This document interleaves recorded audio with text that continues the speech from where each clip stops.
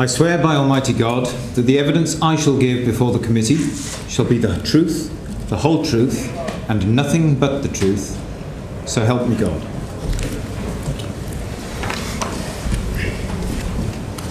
I swear by Almighty God that the evidence I shall give before the committee shall be the truth, the whole truth, and nothing but the truth. So help me God.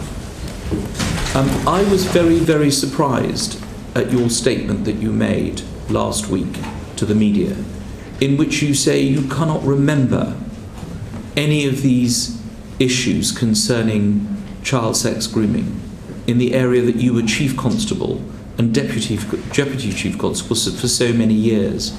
I find that very hard indeed to believe that someone of your intelligence and capability could tell the press that you cannot remember any of this. Mr. Hughes. I'm listening, sir. That's a question. Right. I've had the opportunity now to see the 4 reports that have been considered by your committee amongst all the other evidence. I can say without equivocation, although I suppose I should be advised to say to the best of my memory, that I have not seen 3 of those reports before, particularly the Home Office report or Angie Heal's report of 2003 or 2006. Some of those the reports make reading that I frankly felt sick last night when I read. I am not immune to the ideas that this is a hideous crime, and I am deeply embarrassed. But I can say with honesty, yes, well, I can say with honesty that I have, at the time that I was both deputy and chief constable, I had no idea of the scale and scope of this type of organised crime. Mr. Hughes, we find this impossible to believe because we have heard evidence of the most compelling nature from people who've operated in Rotherham for all the years that you were Chief Constable, and you're coming before this committee and saying the first time you knew about this was when you read these reports.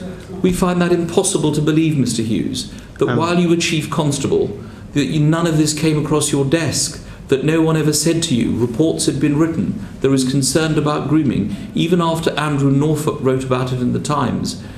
Did you take any steps after you ceased to be Chief Constable to try and find out why nobody had told you what was going on till now?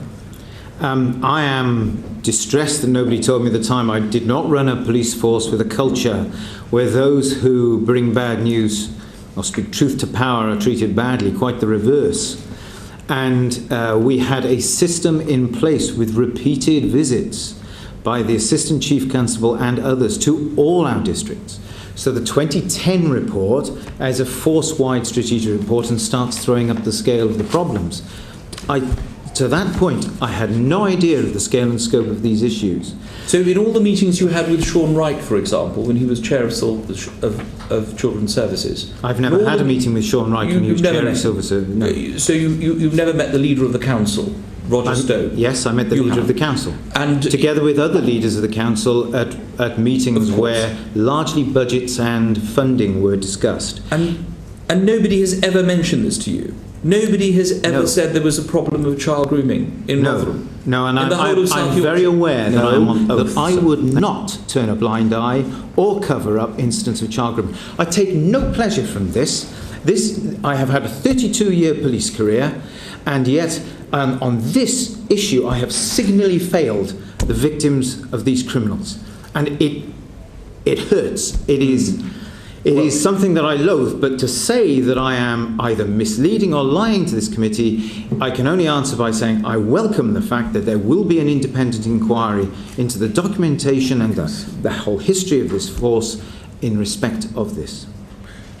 So you're saying to this committee you knew nothing about any of these issues while you were Chief Constable or Deputy Chief Constable? Whilst I was Deputy or Chief Constable, I had no understanding of the scale and scope of the problems that have come to light. And when the articles started to appear in the Times, written by Andrew Norfolk 2 years ago, what inquiries did you make then, when it got into the public domain, about what was happening under your watch of Chief Constable? Yes. I made no formal inquiries. Chief Constable for 2 years and then Chief Constable for 7 years. Is that correct? That's correct. So that's a very long time to not know what's going on in your force area, isn't it? It's a very long time not to know what's going on in one part of my force area, and the final report is in 2010, at which point I do. Forgive me. You were in a very senior position of responsibility. You have said repeatedly to the chairman of this committee that you knew nothing about it. Assuming for a moment that is true, it was incompetence on your part to be in such a high-paid position and not to know that child exploitation on an industrial scale was going on within your force area. So at the very least, you were grossly incompetent and negligent in the functioning of your duties. Isn't that correct? I don't agree. I had set in place a series of structures, not just one, that I reasonably believed would lead to any issues coming to light. I've had no whistleblowing letters. I have had nothing that comes across through informal means. When you are running a large organisation across a number of boroughs, you have to rely upon systems and structures. Yes, we'll come to that in a moment, information. Mr. Hughes.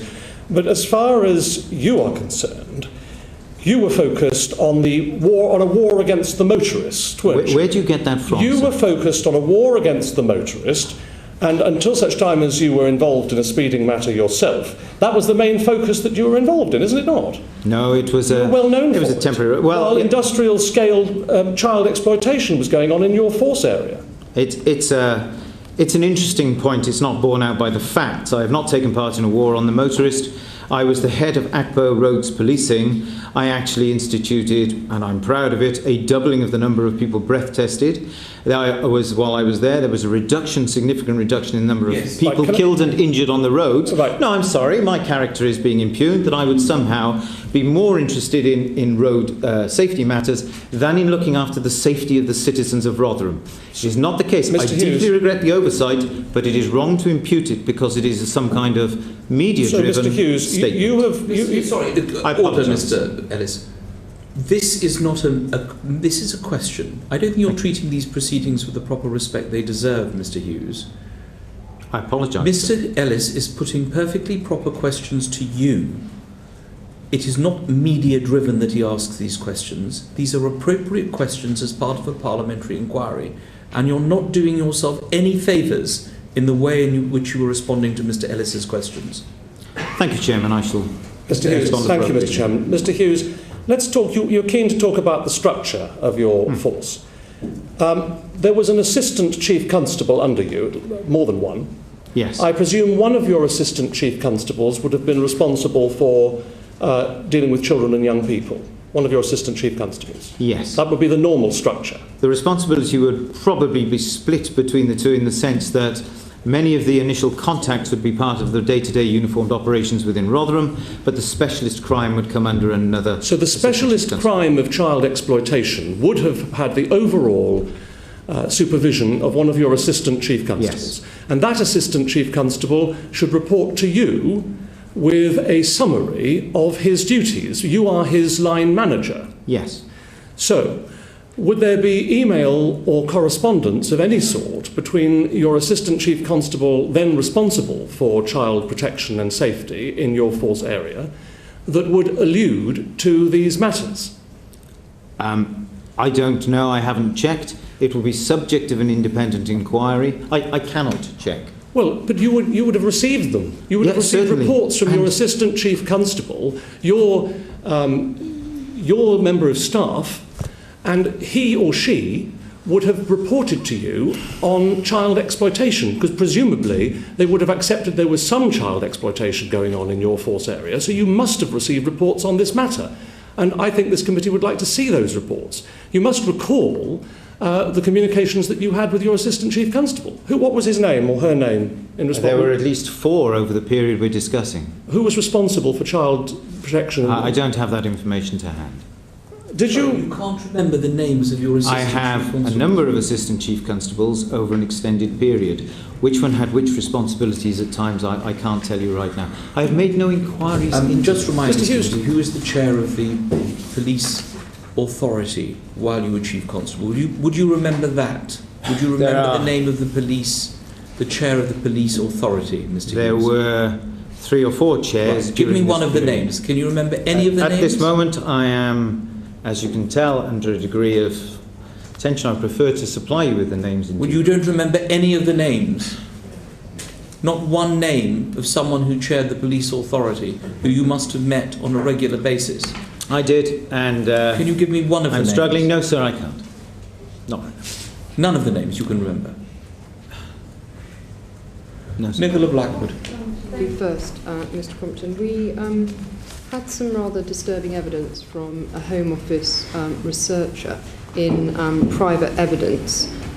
She was asked to do a report into what was then considered child prostitution between 2001 and 2002.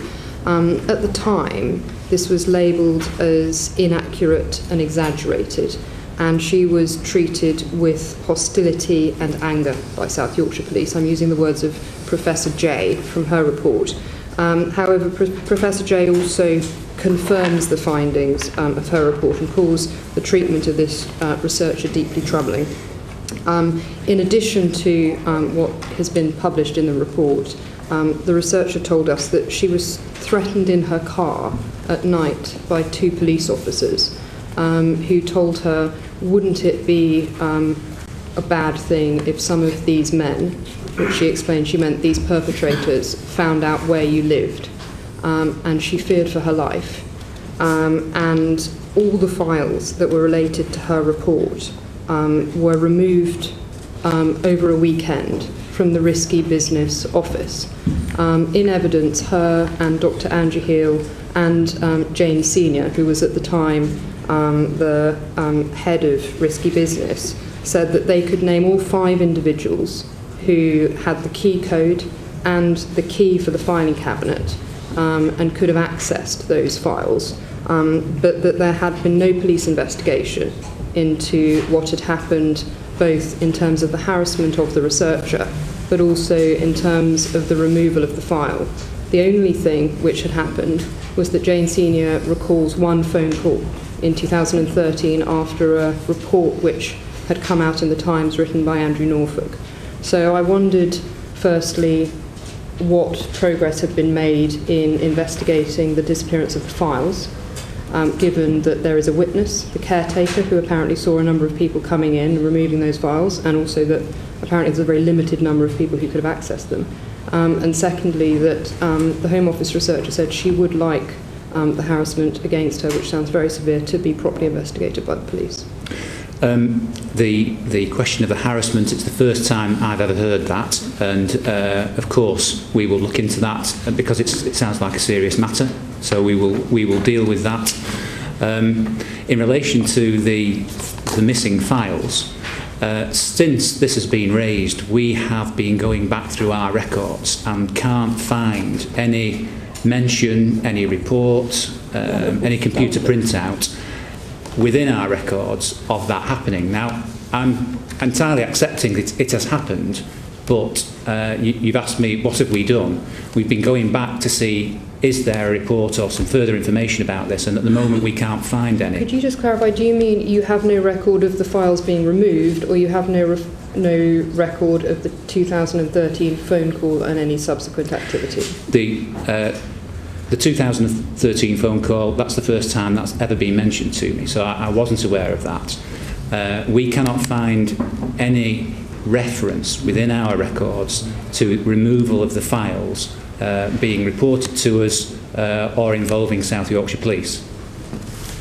So what action are you going to take now to make sure that those individuals who have given evidence to us, who for 15 years have been trying to get justice for these victims, who have been disbelieved and treated exceedingly badly, are going to be treated as though, A, they are believed by your police officers, and secondly, that those police officers who treated them in that way are properly disciplined?